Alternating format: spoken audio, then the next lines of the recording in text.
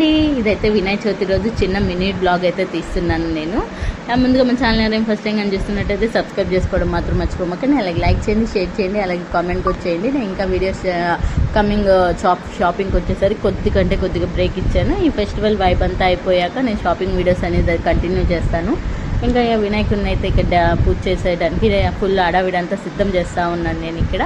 ఇంకా అలాగే కొద్దిగా డెకరేషన్ అంతా అయిపోయాక లాస్ట్ టైం అయితే నేను ఇంకా బాగా చేశాను. నాకు అది చాలా బాగా నచ్చింది. ఈసారి ఎందుకు అసలు ఓపిక లేదు, అందులోనూ ఈ షాపింగ్ అడవిల్లో పడిపోయి నేను కొద్దిగా ఇంట్రెస్ట్ అయితే చూపించలేకపోయాను. లాస్ట్ టైం అయితే నాకు చాలా బాగా నచ్చింది. అప్పుడు చాలా బాగా డెకరేట్ చేశాను. నేను లాస్ట్లో పోస్ట్ చేస్తాను లాస్ట్ ఇయర్ ఫొటోస్ అన్నీ.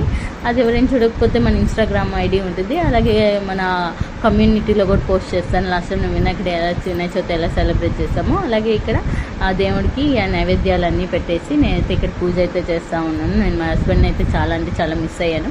ఎమర్జెన్సీ డ్యూటీ వల్ల కొంచెం బయట ఊరి దాకా వెళ్ళాల్సి వచ్చింది. సో ఇంకా ఉండుంటే బాగుంది కదా ఫెస్టివల్ టైంలో అనిపించింది.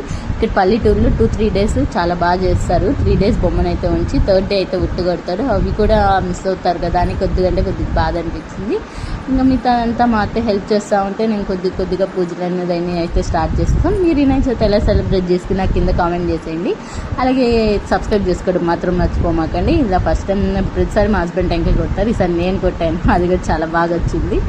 ఇంకా అలాగే ఇంకా పాప నేను ఫ్యామిలీ మొత్తం అలాగా పూజ అయితే చాలా బాగా సెలబ్రేట్ చేసుకున్నాం. ఇంకా అక్కడి నుంచి మేమైతే ఇంకా పూజ అంతా అయిపోయాక మళ్ళీ ఊర్లో బొమ్మను పెట్టారు కదా, అక్కడికైతే వెళ్ళి నేనైతే పూజ అంతా అయ్యే వరకు అయితే ఫాస్టింగ్ అయితే ఉందాం అనుకున్నాను. సో అందుకని చెప్పి ఫాస్టింగ్ ఉన్నాను. పూజ అవ్వడం నాకు వెంటనే భలే ఆకలి అనిపించేసింది, అసలు ఫుల్ లాగా లాగిచ్చేసాను నేనైతే. ఇంకా అక్కడి నుంచి మా అత్తే కొద్దిగా హెల్ప్ చేస్తూ ఉన్నది. అలాగే నా పూజ అన్నదంతా కంప్లీట్ చేసేసాను.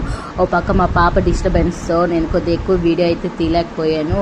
నేను బొమ్మను పెట్టా, పూలు పెట్టిన అవన్నీ కదిలిచ్చేస్తూ ఉంది. చిన్నపిల్లలు ఉంటే అంతే కదా అనిపించింది. మేమైతే పూజ అనేది ఇలా అయితే సెలబ్రేట్ చేసుకున్నాము.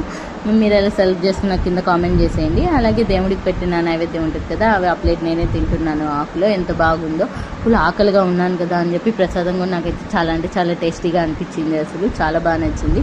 పూజ అంతా ఫుల్గా టైర్డ్ అయిపోయాను నేను పూజ అంతా అయ్యేసరికి.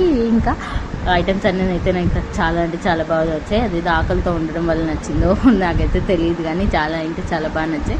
ముందు మన ఛానల్ ఎవరైనా ఫస్ట్ టైం చేస్తున్నారు సబ్స్క్రైబ్ చేసుకోవడం మాత్రం మర్చిపోమాకండి. అలాగే ఇంకా అక్కడి నుంచి కాసేపు రెస్ట్ తీసుకొని నేనైతే ఊళ్ళోకి అయితే వెళ్ళాను.